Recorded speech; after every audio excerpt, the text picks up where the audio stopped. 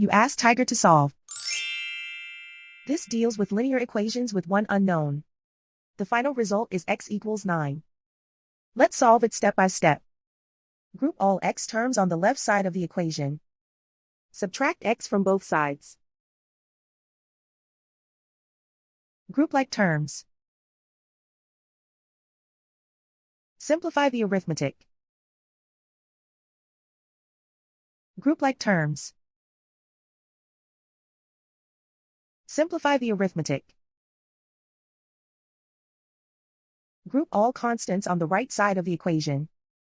Add 4 to both sides. Simplify the arithmetic.